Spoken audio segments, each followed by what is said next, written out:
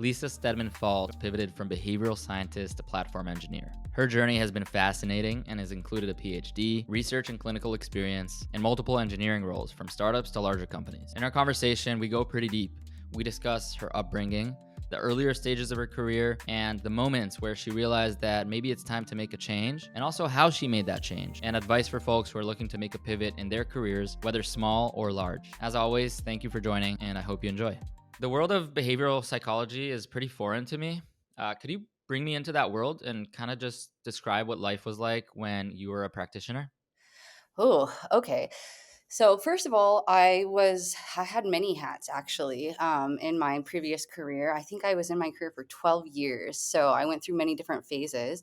I was a clinician, but I was also a researcher, and I was actually more of a researcher than I was a clinician.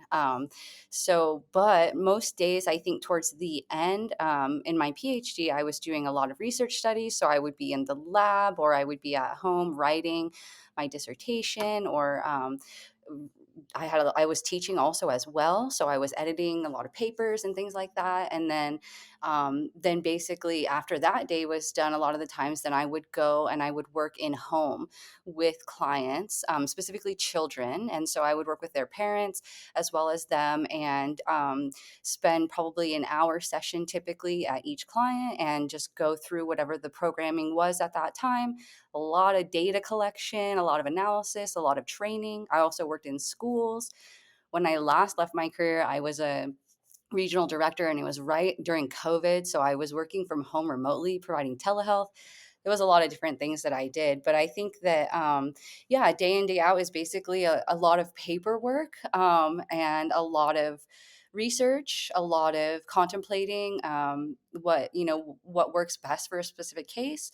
And then on the other hand, with the research, a lot of the same, honestly. Yeah. I just kind of wanted to, yeah, step into your shoes a little bit from that previous career that you were in and get a feel for what that was like. Yeah. And yeah, when were you first introduced to the world of technology? Like, I guess everyone knows about technology, but kind Yeah. of just the space of high tech and, startups or companies and stuff like that. Yeah. So actually, I was really deeply into technology from pretty much a young age, honestly. I mean, I'm a millennial and we grew up with technology natively, right? We're like the first generation to do that. So I remember in high school, I took web development classes, and I would make my little web development sheets with all the flames, and then you had the MySpace where you created your whole little, bio and all of that. So I think that really started it just, culturally. But then after that, in my undergraduate career, I was a neuroscience intern at a medical school, and it was really cool because one of the postdocs, it was a doctoral level laboratory that I worked in. And one of the postdocs was a computer scientist, and he was helping us. We were doing weird stuff. He was helping us analyze mice vocalizations to try to figure out what mice were saying, basically. And so Oh, wow. yeah, he was doing all these fancy algorithms and building these computer programs, and we had iPads that we would like track things on, and I was doing a lot of what they call coding behavior, where I would like sit and watch these videos, and I'd have to edit all these videos. And so he actually became my mentor in my undergrad, and so I was like mentored by a computer scientist as a neuroscience intern, which was really interesting. And so I got a lot of insight into some of the things that he did, and then going further into my master's, I actually worked in a laboratory where we programmed robots. Mm. We didn't do any actual programming like Python or anything, but I always wanted to learn. But we did like the kind of training robots, they were called Now. And we would basically train them to have tantrums and act like Oh, wow. kids who are just kind of like freaking out. And we did that so that we could train people to work with children who are having maladaptive behavior and be able to basically de escalate safely, and also for the safety of the child, because we don't really want to train people with live people. I mean, we do, but it was just a really cool idea. And also we could have we could have a lot of control, right, over the patient's behavior, so we could test different scenarios. And so that was really fun. And during that time also I became really deeply invested in telehealth. And Mhm. I always say, before it was cool, right, like before COVID, before we were all forced to be remote, we were actually doing that clinical work and practice and research really early on. And so just really working with clients through that modality. In Los Angeles, where I was, it's like you're on the 405 for hours. And so, telehealth was such an unlock, right? Because you Mhm. don't have to, go out of your day and spend all this time trying to get to a clinician. You can have one right there, right? And now we know that as our everyday, but that was not normal. I think we forget that, and then yeah. And so I think it was kind of like this trajectory that always coexisted with my life. Mhm. And it wasn't until really a big kind of moment in my life later that I transitioned. But I'm sure that we'll talk about that as we move on. Yeah, absolutely. But it's really cool to see how it wasn't like necessarily a very discrete move of zero technology involvement and then a pivot from behavioral science into technology. It kind of was embedded in your journey, like even previously. Yeah, it was. Like, I was always, I think, really interested in it, and I kind of honestly, I always had this secret desire to be in technology, to be an engineer. I was, like I said, really heavily invested in research. I was very technical, very logical, systematic kind of person, and so tech just fit right hand in hand with that, and also all the Mhm. benefits. I'm really like this action-oriented, impact-driven kind of person, and so tech just provided so many unlocks for people that yeah, I was always interested in it. I started making like Drupal websites from early on, and then my research was actually highly integrated with technology. My PhD dissertation actually was comparing in-person versus remote telehealth based interventions, showing that they're equally as effective. I Oh, was an wow. advocate for technology. Yeah, I also co-founded at the University of Florida the Behavioral Health and Technology Research Clinic. And so it was always a huge part of my life. I worked with engineers from the start. I just wasn't one myself yet, but then I Mhm. changed that later on. Yeah, wow. So yeah, you said something along the lines of you kind of like secretly always wanted to be an engineer. Yeah. So did you have a game plan for eventually you're gonna do that? And why was it like a secret kind of thing? Like why didn't you make a decision earlier of, you know what, like maybe this space is better for me? Yeah, there was never ever in my mind a plan to become an engineer. That was never an option in my head. I Mhm. think I mean, there's like a lot of backstory and like we could go into all the psychology of it, but Mhm. for one, I'm a woman and I know that that's like, oh, that doesn't matter. And like, it shouldn't, right? But it does in some ways. And so, like, even growing up, like, I wasn't really taught that, like, engineering is an option. And, like, a lot of people, I think, expected me to really be heavier on the clinical side, but I was interested in the research side more. I Mhm. wanted to be more technical. And actually, I ended up realizing that I wasn't the best clinician in the world because I was very rigid and I wasn't, I didn't have that really sweet bedside manner. I was like Mhm. very technical, like the research says this, we should do this. And Yeah. so I think I just never really thought that it was like somewhere that I would fit in. And then aside from that, I honestly never thought I was smart enough.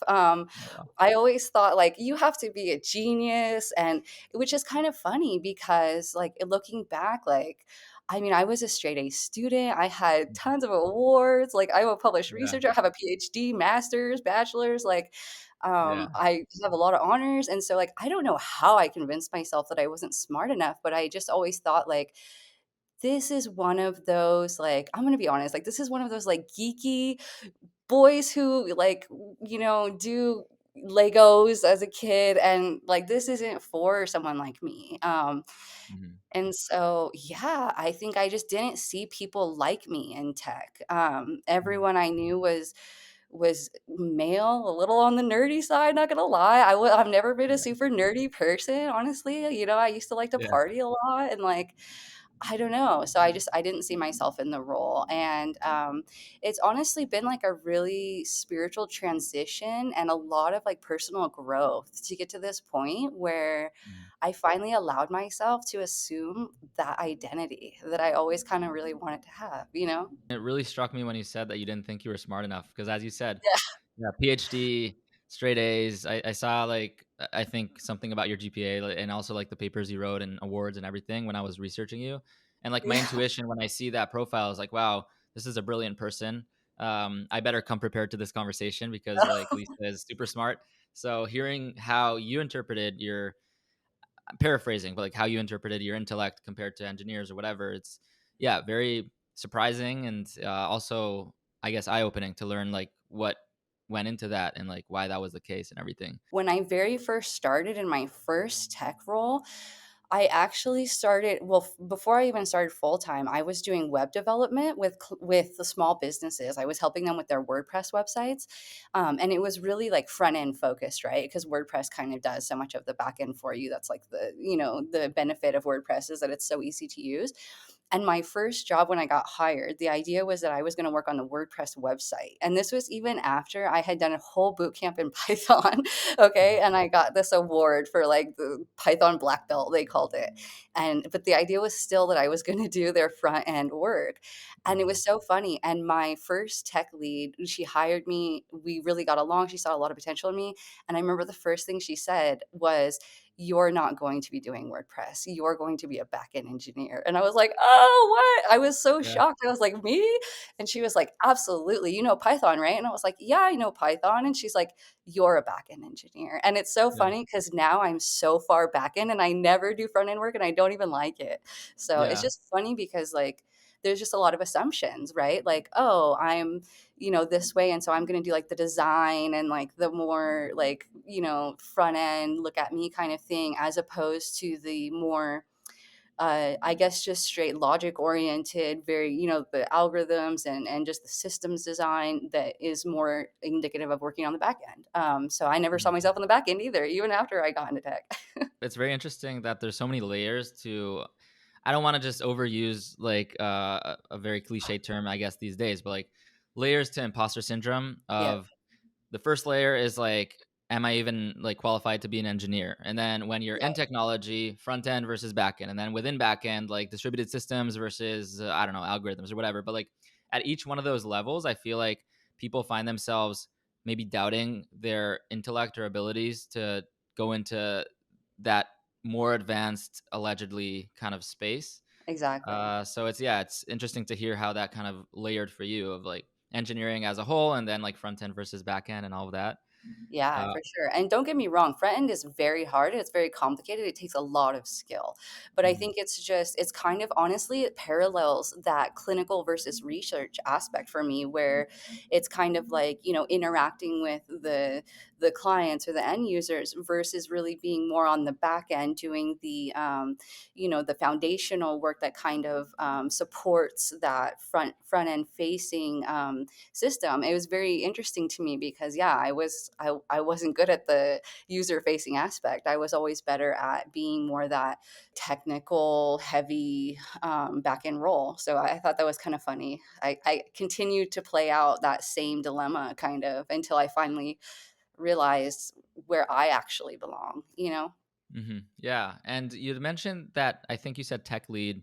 That basically kind of said to you like, you know what, backend is more your jam. Yeah. So it sounds to me like that person was somewhat of an advocate or a champion for you, maybe a Yes. mentor.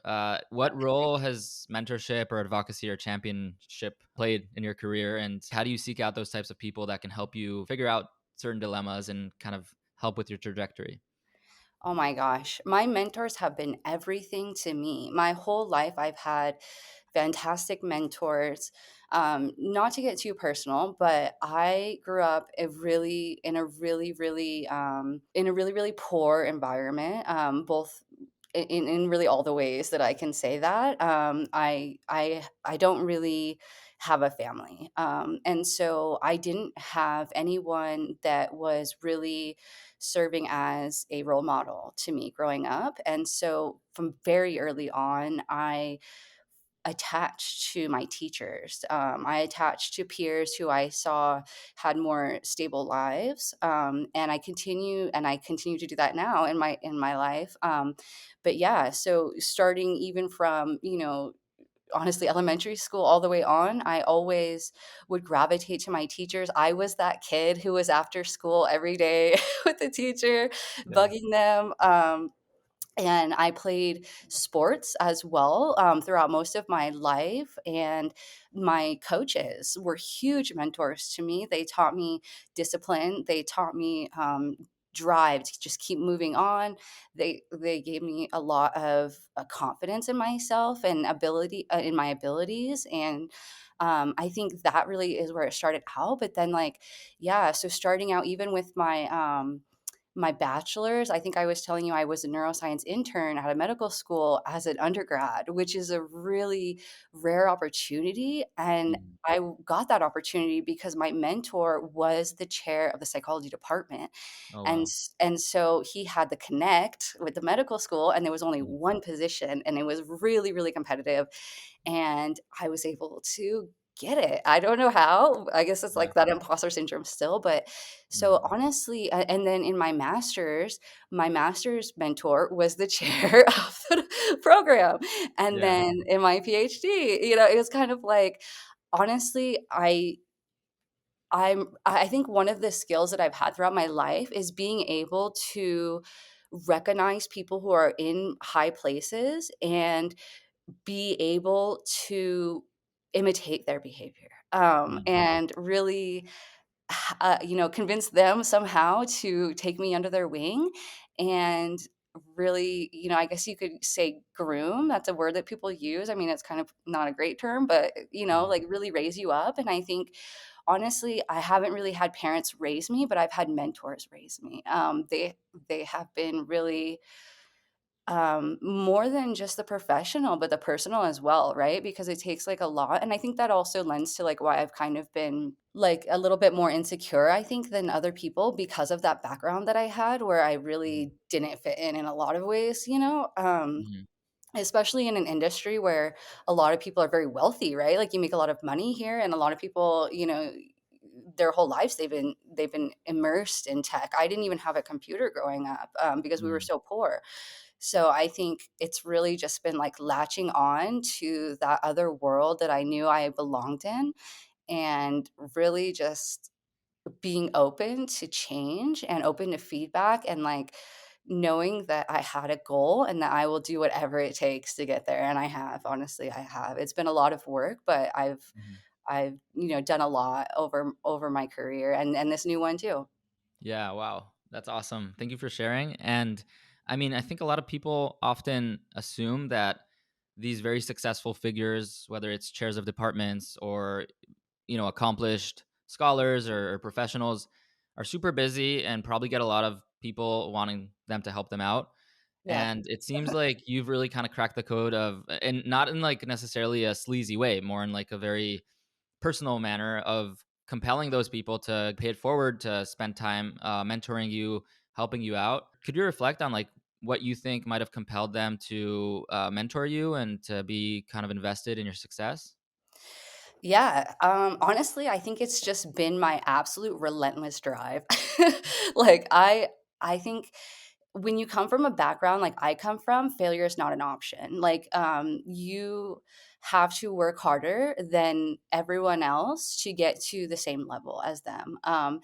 And so I always think of it as like I started at like negative 500 and other people started Mm. at 0. And like I Mhm. have to work just the 500 to get to the 0, right? And Mhm. so I think I have just been so absolutely driven and passionate, and I think people love people who are excited, right? Like if Mhm. you're excited about them and about the work they're doing, that's such a compliment, right? That's like Mhm. everyone wants to be wanted, right? And Mhm. so I think I truly was just in awe of these people. Like, they have They were so smart. They had everyone admired them. They were such hard workers. They were really well known in the community, doing really, and more than that, even more than the person, it was the work that they did. I was fascinated by. I'm a really kind of like intellectual minded person, and so I get really into the concepts and like people who are really, really strong advocates of best practices and of just really like logical, conceptual, like kind of what you call thought leaders or whatever. Like I'm so attracted to those people. And so I will come to them and just be like, oh my God, you're amazing. You're so Yeah. brilliant. You have some great ideas. And it's not like fake air, right? It's not like Mhm. I'm blowing, like I truly believe that. Like I'm actually like, oh my gosh. And so I think Mhm. that's really been it, is just kind of really being excited about those people, and then they're excited about you. And I've had the same thing because I've now had the honor to be able to mentor several other people when I was in my last career. Mhm. I haven't as much in this career, but I'm hoping to soon. But in my Yeah. last career, I served as a mentor. I ran my own research laboratory, and I had several people who worked with me as assistants, and they were all just very excited. Like they were like, this is so cool what you're doing. And I was like, yeah, Yeah. let's go. And so I think it's just that energy. If you have that energy, people are attracted to that and they want to share that with you. And then I think another aspect too is that people who really value best practices and they want to change the world, right? They want to change their field. They want to make it better and make impact. They also recognize that in order to do that, you need to have people with you doing that, right? You can't do that Mhm. alone. And so I think a big part of mentorship is wanting to see the change that you want to see in the world and kind of driving that change by teaching others Mhm. to do those practices as well. And so I think they saw me in themselves and also wanted to kind of propagate that kind of approach, those kinds of methods by teaching their mentees to carry on the torch, if you will. Mhm. Yeah, absolutely. And for someone who feels like there's someone that they look up to and they love their work and they kind of want to maybe reach out to them for mentorship, do you have any best practices of how to make that happen? Or just like, could you reflect on how you have made that happen? Yeah, honestly, I've never done it in the way that I guess is like the proper professional way to do it. I have honestly just geeked out. Like I'm just like, oh my gosh, like your research is amazing. And like I think especially with my PhD mentor, he was like so well known. It was, oh my gosh, that was a really tough gig to get in that lab, and because it was the top school and program in my entire field. And so it was really tough. And I really was just like, I was at a conference. We had to go to a lot of conferences, and I would present at conferences all the time, which is, I think, pretty typical in an academic setting, where you're, meeting with people regularly, looking at other people's work, presenting your own work, and I would go find them, and I would be like, strike up a conversation, and just show that enthusiasm. I think, honestly, I think the approach of being like very professional and like I stand up like this, like, hello sir, I think that's not the way, Mhm. honestly. Like I think that's a little weird, and that Yeah. people see that as a little weird. I mean, if that's how you are, that's how you are, and like do that. But Mhm. I think honestly, if you're trying to act differently than you typically would because of the presence of this other individual, I think that you are less likely to attract their attention, because people are attracted to authenticity and Mhm. true raw excitement, and people can see through you. Honestly, they Mhm. they see through fakeness. They see through bullshit. Yeah. And so especially people who are like super smart that you want to work with, right? Like they definitely can. So I Yeah. think it's just really about authenticity, being your true self and whatever that means, and not worrying about like, do I sound good? Am I being professional? Because these are real people, and if you're going to work with them every day, they need to know the real you, and people are attracted to the real you, not the fake you that other people tell you to be. That's Mhm. honestly the number one thing I've learned in my entire life that has led to my success every step of the way, is the closer I get to my true self, the more success I achieve. Wow, that's amazing. And Yes. I wonder if also there's a matter of your true self is just maybe compelling and yeah, I mean, I'm not to discredit your work. I mean, like you've put in a ton of effort to get to where you are and to build up that kind of like compelling, authentic version of yourself. But I wonder if some people just feel like their true self is just not compelling enough, so they need to put up some sort of front or something. I don't know. Like, do you have any takes on that? Is I that think that's a really good question. I'm sure a lot of people think that. They're like, "Oh, I'm just not cool." Like, "You're just a cool person," or whatever. I can see that, right? It's like, certain people have personalities that, like, I think learned to be an extrovert. I'm actually an introvert, but, I think yeah, I think that's a really good question, and that honestly, my answer to that would be that the person who is right for you as, like, a mentor is the person who likes that. Do you know what Mm, I mean? Like, yeah.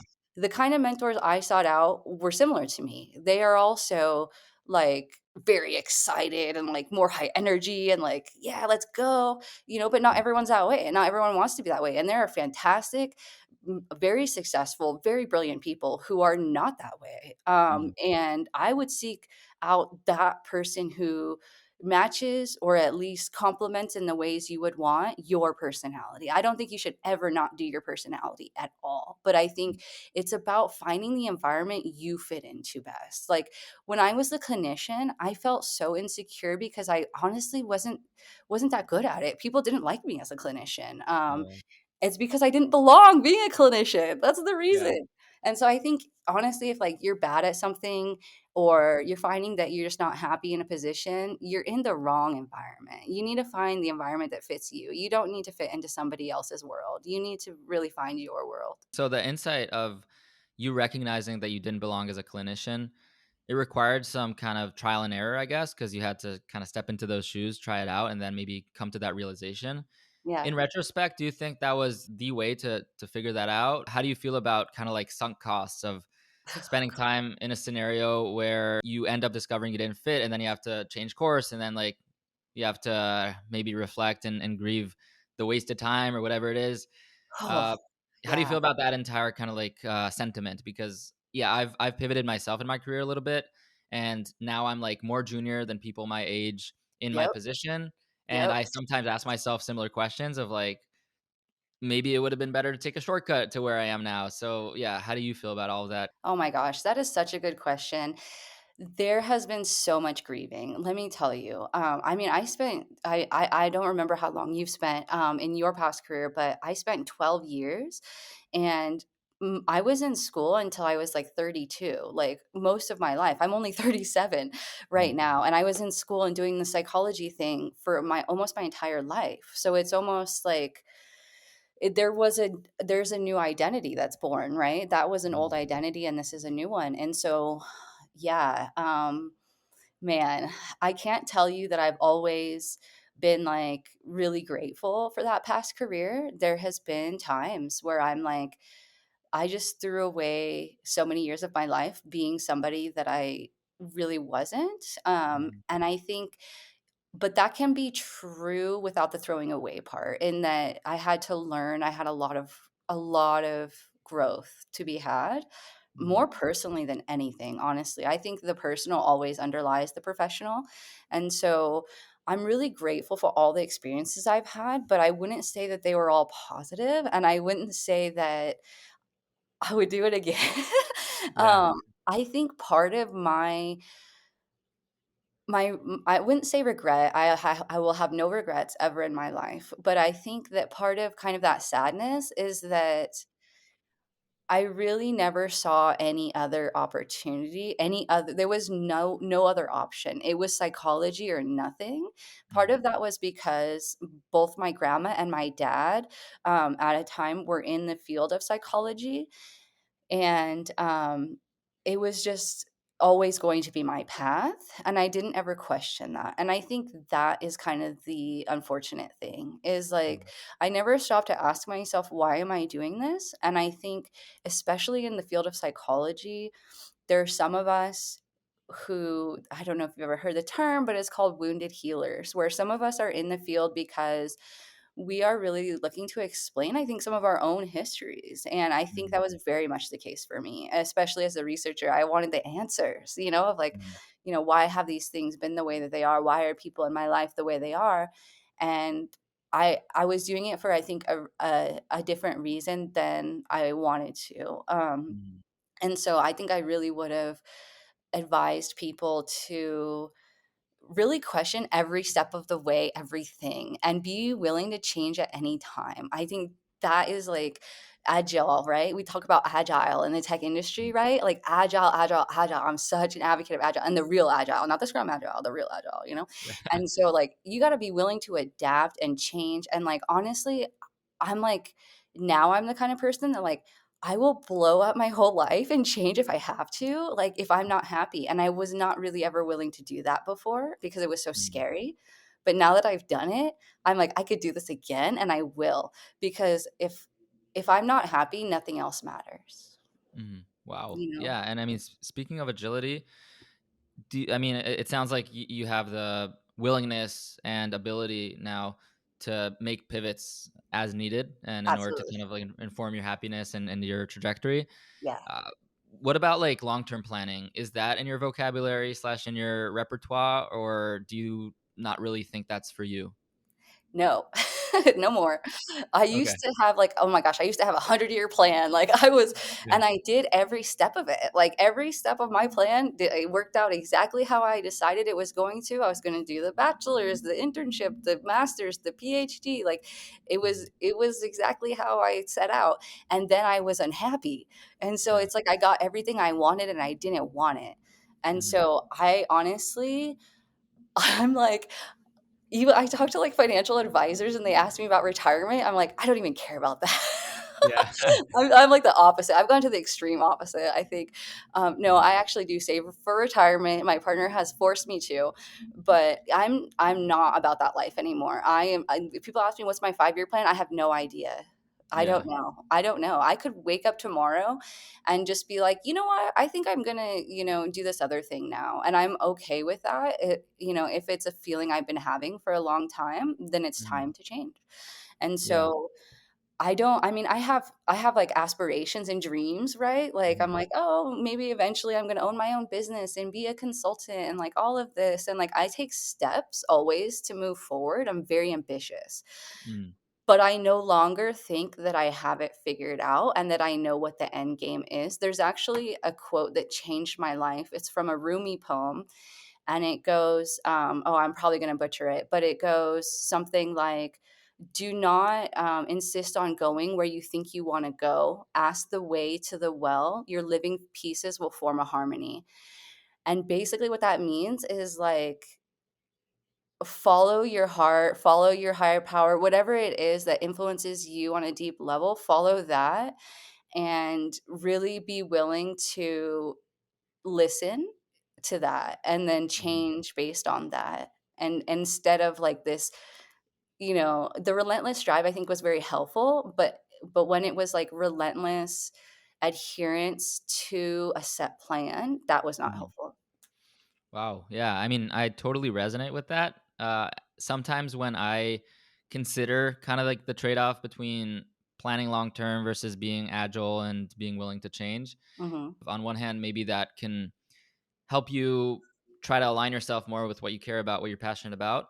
But on the other hand, there's certain norms and certain kind of, I don't know, structures that incentivize being on a certain path, just Yep. sticking to a course, having a plan, even when like an employer asks you like or an interviewer asks you like what's your career plan? Like Yeah. Oh my god, I hate you're that question. expected to have some sort of solid answer. Yeah. So, do you I don't know, like do you ever think about kind of at what cost this type of agility might come for you and how do you reconcile that? Yeah, I don't care at all. Yeah. That's my answer, is, like, if you don't like my answer in an interview, then, like, we're not good together, and that's okay with me. Like, I am Yeah. fine with that, you know? Mhm. Like, I think that's the biggest thing is, like, I am okay with not meeting other people's expectations. Like, I have Mhm. decided that in my life now. I'm gonna meet my own expectations, and I have very high expectations. I am, like, Mhm. such a high, like, oh my God, people always tell me your goalposts are the narrowest I've ever seen. Like, I Yeah. have very high expectations for myself, so I don't really care about other people's expectations anymore. And Mhm. that was the change for me. Was like, Mhm. I'm not going to live a life that other people want me to do. I'm not going to wear a suit. I'm not going to talk how you want me to talk. And I have faith now. It's really been a spiritual transformation. Honestly, I have faith now that if I go my way, if I'm authentic, if I'm living my true self and I'm following my heart, that the universe is going to respond to that in a positive way. And so I just don't care is the answer. Is like, Yeah. if you don't like it, you can have your own 5-year plan and do that for you. But I'm not going Yeah. to. I just don't care. I know that's terrible to say, but it's true. No, no, it's not terrible. It's actually really interesting to hear, and I think in some sense it's also pretty like inspiring because it gives some sort of liberty and autonomy to the individual opposed to like having to conform or something like that. Yeah, Um, yeah, I mean, so I think we've discussed like your pivot indirectly in a lot of ways, just like the sentiments involved, how it kind of gradually built up. But mhm. was there kind of a discrete moment where you decided I'm changing from my previous career into another one? And could you kind of like discuss that a little bit? Absolutely. There was a very I think, and everything comes over time, right? But for me, there was a very discrete, clear period of time, and that was COVID. Mm, And so during COVID, I have like health anxiety. Like, I get really freaked out about like germs. Like, I won't even eat things that are like sell by date is like after this day. I'm like throw it away. Like, yeah. I'm very weird about stuff like that. And so when COVID came, it really messed me up. Like, I was terrified that I was gonna die. Honestly, I was so convinced I was gonna die. People were dying. Like, I think we forget that part about the whole all these people dying, right? Like, Mhm, a lot of people died during COVID, and it was literally a pandemic. Like, we've lived through it, and I think we kind of try to forget that it happened, but that was a traumatic experience for me going through COVID. Like, oh my God, the whole world is like on lockdown. And like, so I realized in that moment, like, if I'm going to die tomorrow, like, it was one of those, like, your life flashes before your eyes kind of thing. Like, you're mhm, like on your deathbed, that's how I felt. And I mhm, was like, I need to make a change now because the whole world is ending. And so for me, it was like, it had been a journey though, honestly.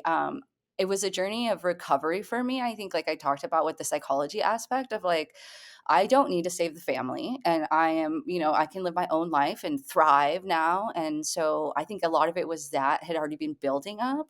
mhm. In my PhD, at the end of my PhD, I did a minor in entrepreneurship and I got really close with the business community and I started my own business consulting Wow.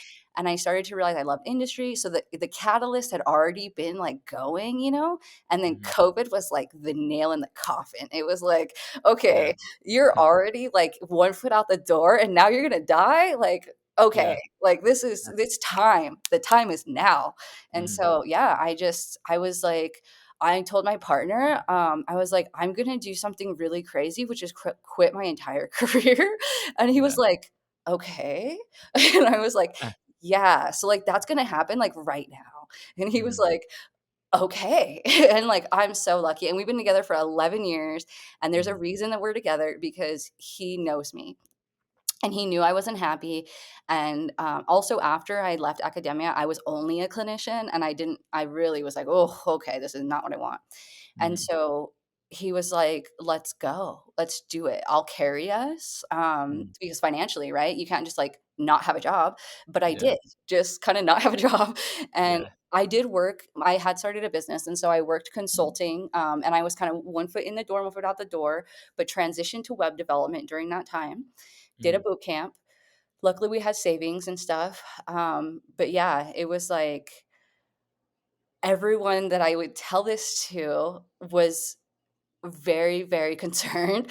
And like my yeah. mentors, right? They were like, what do you what like we Yeah. just and I think that was also kind of maybe somewhat of an offense to them because it's like I just spent all this time really building you up and like giving you all this mentorship and you're just gonna like walk away. And I was like, I'm sorry, like I am, and I did. And Yeah. so I think they wanted the best for me though, and everyone eventually understood, but it was a big, big, big, big decision, and I was so scared, honestly. But for me, the fear I had of dying and being unhappy was overpowering, and I couldn't ignore it.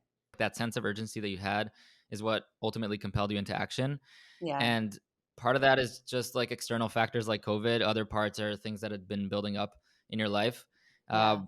I guess in the absence of external factors like a pandemic or anything else that might push someone into action, how would you say people could kind of recognize that they need to make a change and cultivate that type of urgency more kind of intrinsically?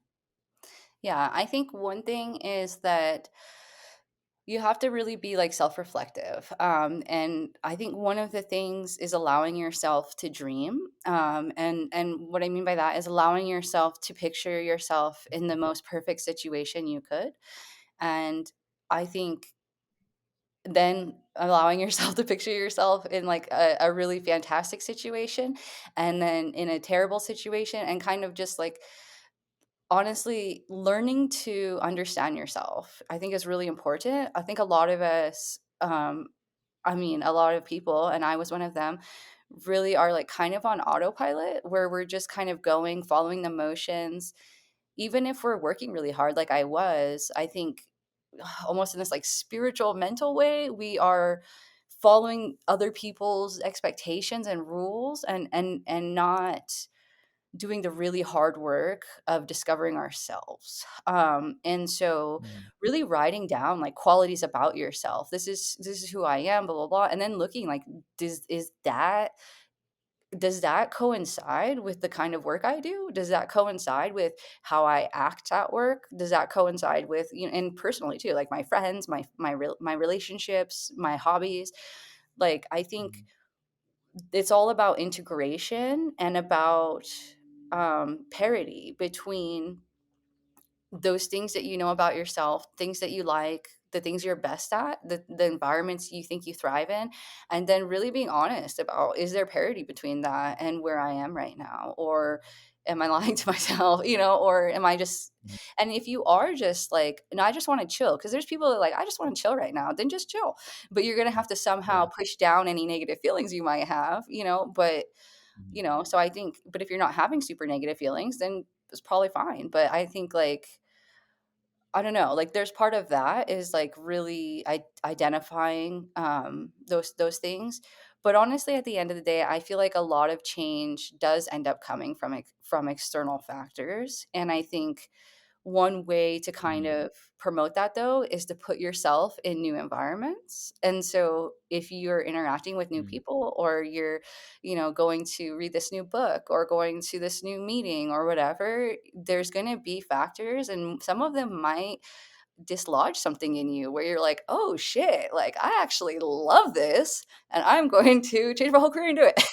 When I read about your background as an outsider, the whole space of psychology, behavioral science, and also kind of like working with kids, to me, that sounds like there's some sort of unremovable, I guess, if that's even a word, sense of purpose associated with that work in regards to like there's maybe a patient and there's some sort of need that they have and you're interacting with that type of need and you're supporting it. I know that you also did research and you weren't always like necessarily client facing, but there's like a problem that is pretty obvious for a lot of people and like you're involved kind of like on the ground in supporting that. And then in technology, there's so many abstractions, and often people find themselves kind of working on things where the end beneficiary or end user is like pretty far removed from them. Mhm. And like it's not as intuitive to understand what the sense of purpose is associated with that. What motivates you in this space? And how do you think about kind of like the distinction between it being in a space where it's kind of obvious what the mission is versus in a space where it might be a little bit more ambiguous? Yeah, so it's actually not at all different for me. So my whole thing, and I would say probably the thing I'm most like known for at work, is developer enablement. Mhm. So my clients are very close to me. I work with them every single day, and they are the engineers. They are the developers, and they're also the other stakeholders like leadership within the company. So I am working with them day in and day out, and I'm a huge advocate of the DevOps philosophy, which is that collaboration between what is an ops team. I'm an ops team, right? I'm in Mhm. operations. I develop infrastructure and tooling and all that. And they are developers, the dev part of the DevOps. And the DevOps philosophy is that you are always working together, and that it's like this synergy between the two kinds of domains. And Mhm. so that is exactly what I preach and is exactly what I practice. And that Mhm. I am that person who's like starting groups. Like I started this Kubernetes early adopter group for our infrastructure. Hey guys, can you come check out our stuff and like give us feedback and put your apps in here? And like, oh, let's make these docs better. Oh, how is this working for you? How do you like that? And so Mhm. I am every single day working with them to support them. And so it is not different for me at all. But I think Mhm. that that's my purpose. I think people who maybe aren't in this kind of like service role like me, I'm not sure what their purpose is, but Yeah. this like what motivates them, you know what I mean? I know what their purpose is like for the business, but for Mhm. me, it's the same motivation actually that it was when I was a clinician and a researcher. And even as a researcher, my goal was always to save the world, honestly, and like to make Mhm. things better. And that's also a reason why the companies that I typically choose to work for are startups. I work for Mhm. startups. I love startups because we are very excited. We're on a mission. We are Yeah. like, we're young and we're fresh. And I mean the company's young, right? Like doesn't matter how Mhm. old people are, but the company's young, and there's a vision, and also there's a lot of things that are really shitty that need to be Yeah. fixed. And so Mhm. I'm like the fixer. I'm like, oh, this can be better, this can be better, this can be better. And so I think it's honestly the same kind of motivation that it always has been. It's just really applied to a different domain at this point. Okay. Yeah. I think it's cool to hear you talk like that, and kind of like it's also energizing because I transitioned from like military to college. So I went to college at an older age than usual, like Yeah. in my mid 20s, and then to tech. So I'm at Microsoft now. And also, as part of this podcast, I've interviewed quite a bit of like veterans who went from military into some other industry. Yeah. And I think that like when you're in the military, there's this kind of sense of national security. It's pretty obvious like what the higher mission is of the organization, Yeah. and you have family members back home that you know that you're protecting, whether it's directly or indirectly. Yeah. And then when you kind of go into college and you just enroll in courses, and then you go into maybe a for-profit business and you're contributing to like the bottom line of a company, it's not always like as intrinsically motivating as what you previously had been pursuing. Mm. Hearing how you're like intrinsically motivated by your work is really awesome, and also maybe I can take away some things from that. But I guess whether it's from your personal experience or from your like education, do you have any other reflections on this kind of maybe challenge that some people have when going from one path to another? Yeah, I mean, it's kind of the same. I think it's kind of the same reflection that I already said, which is Mhm. to be true to yourself. And so maybe what motivated you then, if that still motivates you, you could find a way to live that out in your next role. I don't think Mhm. that we should become necessarily different whole people. I think I grew a lot and I changed in a lot of ways, but I'm not a different person. I'm the same Mhm. same person in many ways, right? It's the one life lived still. So yeah, I think at first for me it was that though. Like when I was first a backend engineer, and I was just like making API endpoints, and I was doing a lot of front end work, and I Mhm. was like, making cool tools. Like it was fun, but it wasn't as purposeful. I didn't find the meaning that I find now. Mhm. And so I think I actually gravitated really quickly into this space of, being really caring about DevOps and caring about really best practices and stuff, and being a platform engineer in the supporting role because Mhm. of my own desires. And Mhm. so I think it's kind of that whole thing, like, don't be scared to be agile because, like, at first I was gonna be, like, a front end WordPress developer, and then, like, that Yeah. went out the window real quick, and then it was like, "Well, now you're a backend engineer," and I was like, "Okay, I guess, like, Yeah. this is cool." And then I was like, "Oh, this is actually kind of boring for me." Like, I mean, like, not boring and, like, it wasn't hard, like, it's so hard. Tech is Yeah. hard, it's so hard to be an engineer. Mhm. Hardest job I've ever had, and I love it. But for me, it wasn't as fulfilling, I guess you could say, and so I was like, "Huh, okay." And I was, like, researching, and I would be, like, doing things as a backend engineer that, like, weren't really backend engineer related, and I remember even saying and back then I didn't understand truly what DevOps was, but I remember saying to my lead at that time, I said, "I think I wanna be a DevOps engineer." And I remember I had a lead and we had a consultant. It was a really small startup, and they said to me, "Why would you ever wanna be a DevOps engineer? Nobody likes DevOps engineering." Yeah. And I was like, "I think it's really cool." Like, I think it's so Yeah. awesome. Like, I get to build these, like, pipelines, and I get to, like, just do all these things, and they were like, "Well, that's gonna be really easy to find a job because nobody wants to do that." Yeah. And this was like a couple of years ago, right? Before it really, I think, is blown up recently and been exciting. But yeah, everyone was like, "That's the most boringest, worst job ever. You can find a job easy than doing that." Yeah. And I was like, "I don't really care what you say. Like, I think it's cool, and I'm gonna do it." And then I did it, and now I'm like, I Yeah. love it. And now I post about it, and I get, and everyone's like, "Yeah," everyone's excited about it. And now we're worried Mhm. if it's too glamorous to be a DevOps engineer. Yeah. Yeah, I think a thread that you kind of kept alive in this response is around, like, mentorship, but also, I guess there's the optimistic side of mentorship of, yeah, people who champion for you, who are willing to kind of take you under their belt. They can provide immense value into your life. But then there's also a different angle of sometimes they give you advice that might not be applicable, and you have to kind of have the intuition to take it with a grain of salt. Uh, Absolutely. how have you kind of sussed out advice that you've gotten from people over your career? Yeah, I'll tell you that early in my career, I didn't discriminate any advice at all. I took everything that people told me to do and I did it. And Mhm. I think that that came at a very large cost to me, where, like I said, I found myself in certain, things I didn't really want to be in. And so I think that has actually been the hardest thing for me is really being able to go against things that the very people who raised me are telling me. I think that's been a huge, huge personal challenge of mine is to do that. And so honestly, it's been just like personal growth where it's really building that confidence in myself, which first started by learning who I am and what I want, and Mhm. then having the courage to go for it and then succeeding when I go for it, having that reinforcement. So I think it Mhm. takes a while, right, to trust yourself. Mhm.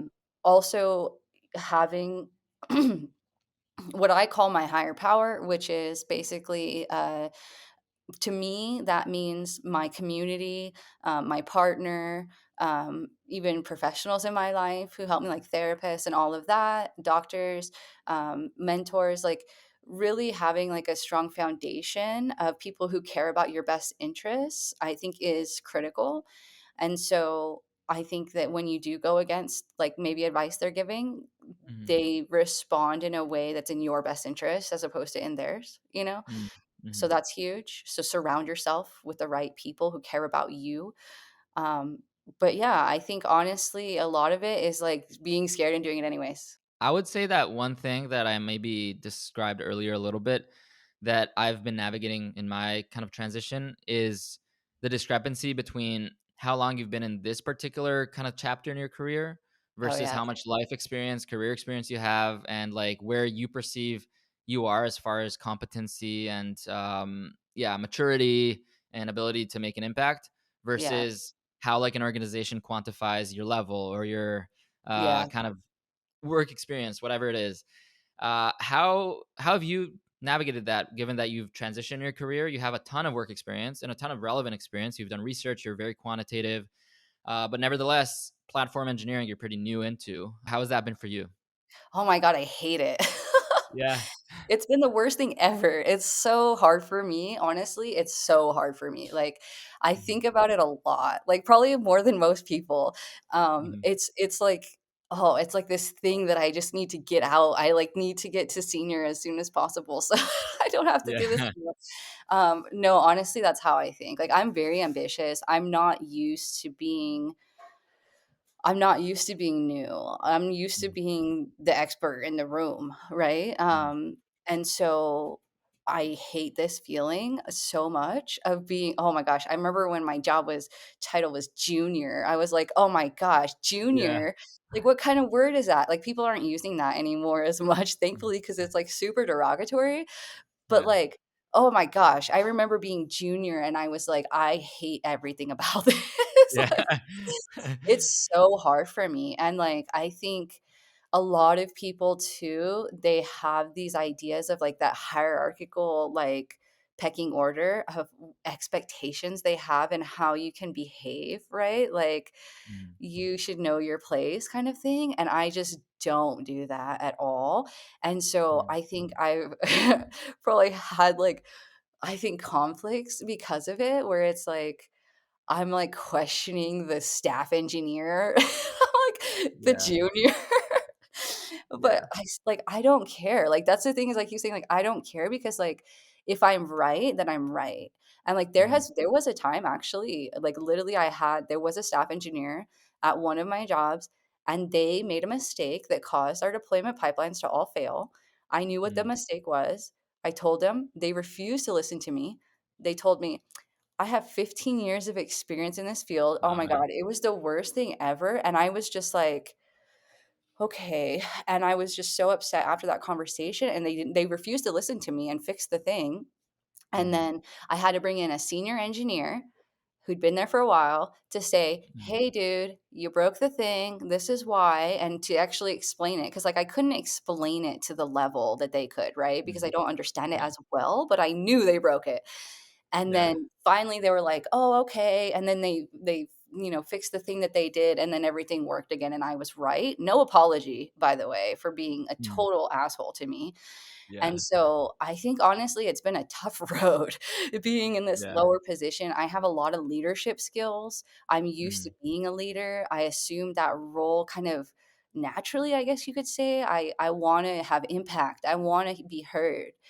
And mhm. I think, like, I'm just going to say it again, it's finding the environment that works for you. And like right now, for example, I'm in such a good work culture where we don't care your title, we don't care any of that stuff. Like if you got a Mhm. good idea, say it. And like Yeah. if people are being quiet, like we'll call on you like, "Hey, do you have any input?" Yeah.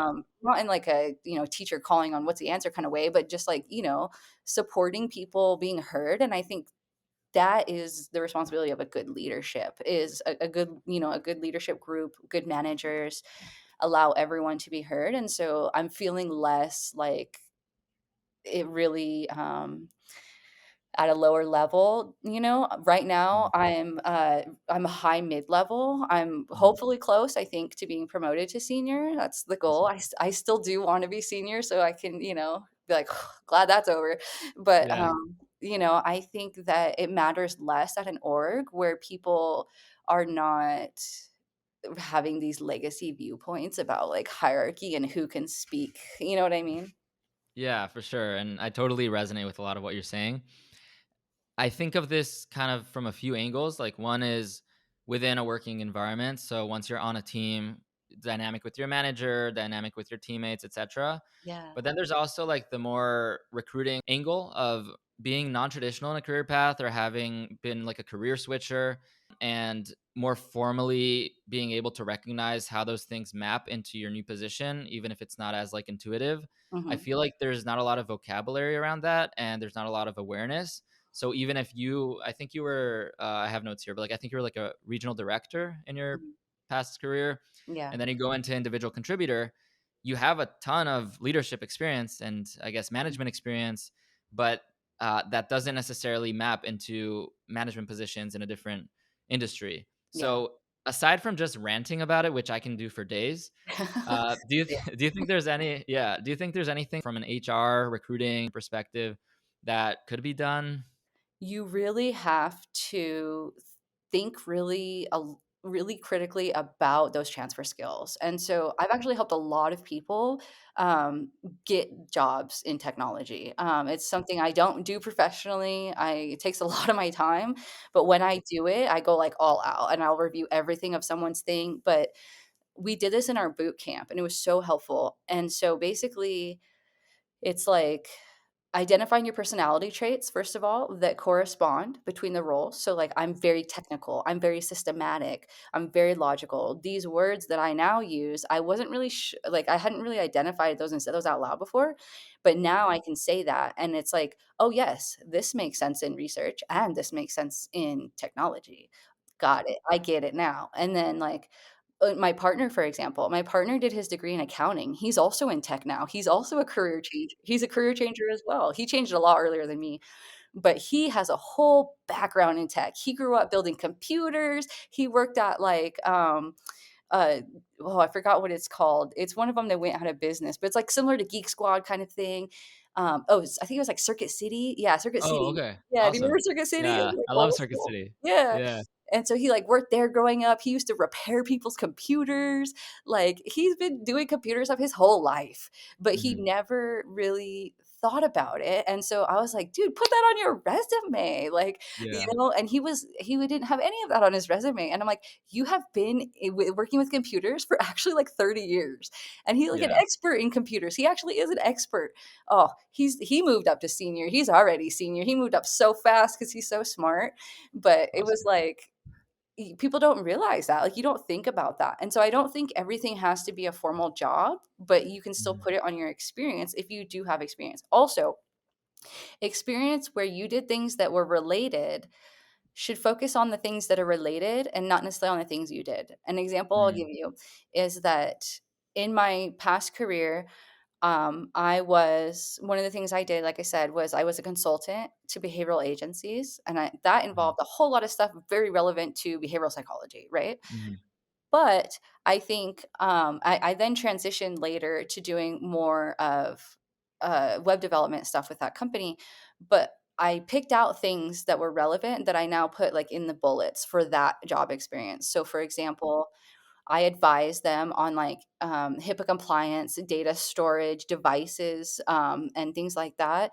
And I advise them um, on web accessibility for their websites and things like that. I did a whole lot of stuff, but that's what I write on the bullets because that's what's relevant to tech, right? Like they don't care if I like, made sure that like, there was standard operating procedures for this and that, and they don't care that like I made sure that like, children had certain supervision levels. Like nobody cares about that, right? I mean, people Yeah. care about that, I'm saying, but like, for a Mhm. tech job, it's like, cool, bro, you know?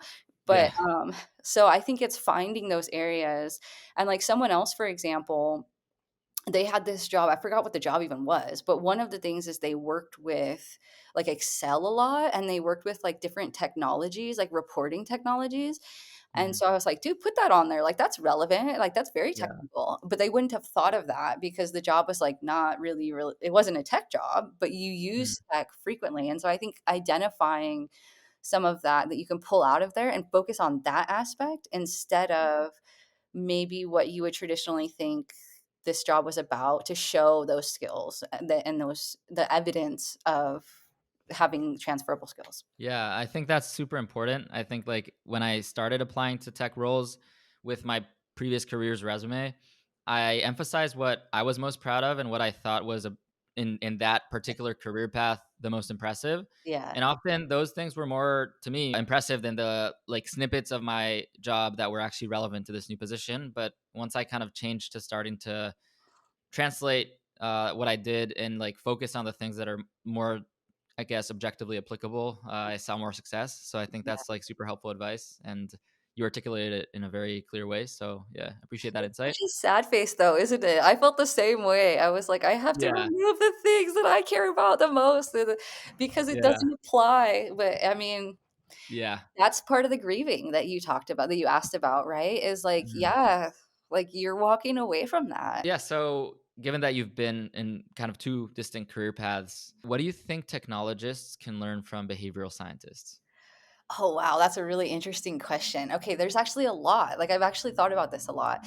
I think that one of the most important things is really what we call making operational definitions, which are clear, measurable ways of defining like a behavior and then being able to actually collect proper data on it that is reliable. And we use one of the measurements we use is called inter-rater reliability, Mhm. where you have an operational definition that you both are looking at, and then you both rate the same behavior in terms of measuring, like collecting data on it.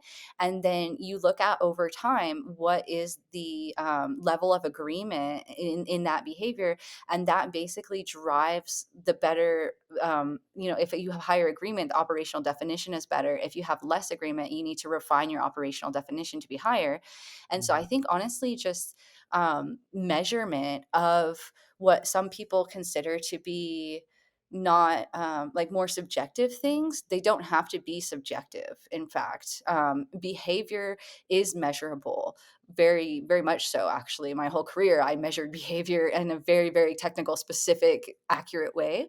And Mhm. so I think, yeah, for like hiring purposes, for giving feedback, for example, for people, I think it's really important to have those objective measures. Mhm. Also, when you get to like developer productivity or you get to like developer experience, right? There's a Mhm. few things out there that people do, like self-report surveys, for example, which can be helpful, but they're not super accurate all the time, right? Because it's Mhm. self-report. So like I think that in the field of tech that people could actually be more technical, Yeah. which is funny about some of those like what they call like soft things Mhm. instead of being biased. Well, I'm not saying everyone's biased, but that's how you get rid of bias is Mhm. through objective, agreed upon measures. Reading about your profile was super fascinating, but speaking to you was even more kind of awesome because I get to put a face to all the cool stuff that I read and just hear your personal experiences. So Thank I you. appreciate you taking the time.